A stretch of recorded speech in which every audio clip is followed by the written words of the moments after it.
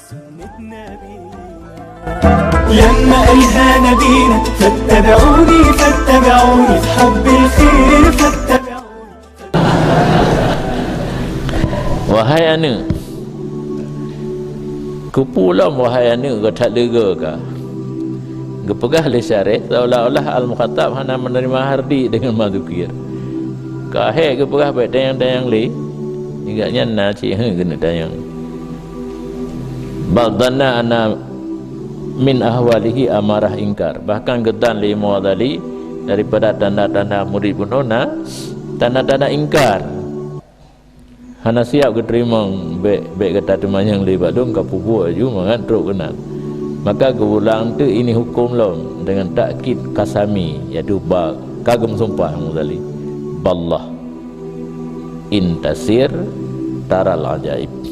Demi Allah menyogata kata tamang dalam siar, kata bergerak dalam suluk, lawan nafsu dan sebagainya, akan kata kalian beberapa keajaiban. Maka berkata musannif ballah intasir sayran sadiqan, menyogata kata suluk tapi suluk yang benar. Nya mentang tes idanya. Nah yang dah mau 5 euro, nak ukibai le pun tanya baik dengar mentang suluk. Mau 5 euro yang golong. 30 euro golong cinta. Sayran sadiqan, damang suluk yang betul, taral ajaib, akan katakan beberapa yang mengajibkan dan yang garaib, yang naikab baulai, yang haid diliputi akannya oleh ibarat. Yang kebaru tu mungkin yang pegang-pegang hanya pegang cik, mendapat orang pegang Nabi, orang pegang mah.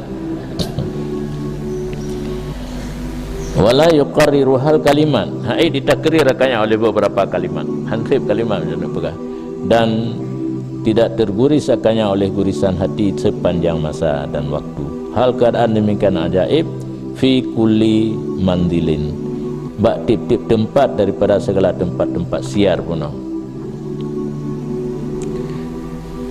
Karena awate amal dalam pelajaran-pelajaran suluk yang awate teruk orang hana santu lagi yang kau sering tanya pendapat martabat aulia, martabat